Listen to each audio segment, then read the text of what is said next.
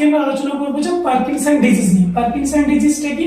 তখন অনেক সময় আমাদের হাত কাঁপে, যে কোনো কিছু লিখতে গেলে কিংবা কোনো কিছু গ্লাস, জলের গ্লাস তুলতে গেলে, জলের বোতল তুলতে গেলে কিংবা কোনো কিছু একটা জিনিস তুলতে গেলে হাত কাঁপে।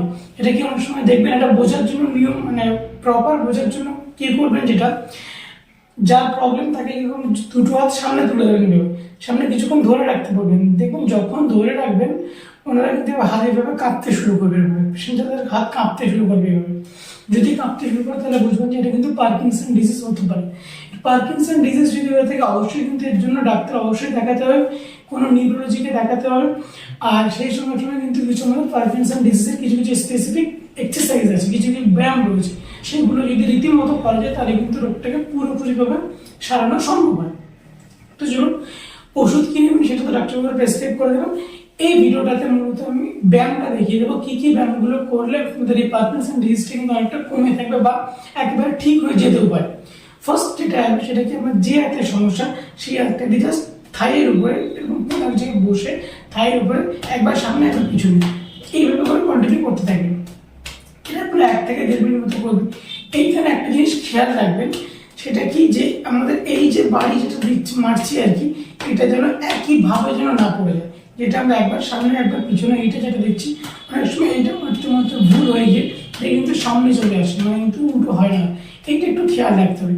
এই যে হাতে সমস্যা সেই হাতে করতে পারে, সেই সমস্যা আবার অল্টারনেট ভাবে করতে পারে না। এই হাতে হয়ে গেলে এই হাতে জাস্ট একইভাবে এটা এবার অল্টারনেট করে করতে পারে, এই আর কি। দ্বিতীয়ত হচ্ছে কি আমাদের আঙুলের এক্সারসাইজ। আঙুলটা কি, যখন আঙুলটা করবেন জাস্ট প্রত্যেকটা আঙুলের মাথায় টাচ করে একবার কাছে আনবেন, একবার স্ট্রেচ করবেন এইভাবে 4-5 বার মতো করবেন। এটা শুরুটা যখন করবেন এটা কিন্তু আস্তে আস্তে মাথায় মানে মনে করে করে শুরু করতে হবে এটাকে, জাস্ট এইভাবে। এটা যখন পেরে যাবেন তারপর আপনার আসবে কি, একবার এই হাতের তালুতে টাচ করতে হবে, একবার এই হাতের তালুতে টাচ করতে হবে। সেটা কি, এই 5টা আঙুলের মাথাটাকে এবার 1 2 1 2 1 2 1 2। এবার এইটা যখন শুরু করবেন, প্রথম আস্তে শুরু করবেন, আস্তে আস্তে কিন্তু এর পাওয়ারটা বাড়াবে। জাস্ট এইভাবে করে যতটা আপনি স্পিড করতে পারেন, সেটা আপনার 1-2 সপ্তাহ লাগলেও ঠিক আছে, অসুবিধা নেই। কিন্তু এটাকে আপনার প্রথম থেকে শুরু করে আস্তে আস্তে স্পিড বাড়াতে হবে। এভাবে স্পিডটা যখন বাড়াতে পারবেন, আপনার একটা জিনিস খেয়াল রাখবেন, যেন কখনো এরকম হাতে যেন না লেগে যায়। এইটা খেয়াল রাখতে হবে যে আপনি এইটা যেটা করছেন, কিংবা অনেক সময় 2বার বাড়ি পড়ে যাচ্ছে, এগুলো যেন খেয়াল রাখতে হবে, এগুলো যেন না হয়। এটা একটু মনে রেখে করার ব্যায়াম। এটা মনে রেখে যদি করতে পারেন নিঃসন্দেহে ভালো কাজ পাবেন। থার্ড আসছে কি, যেটা আমি এটা দেখালাম 1 2 1 2, এটা 4টে।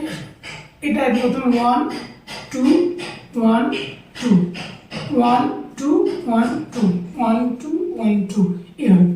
যেটা প্রথমে একবার ডিরেক্ট টাচ করছে সেটা একবার মাথায় এখানে লাগবে, দেখে নেবেন। ফার্স্ট স্লো ভাবে করছি 1 2 1 2 1 1 2। এটা আস্তে আস্তে পাওয়ারটা বাড়াবে এবার এইভাবে।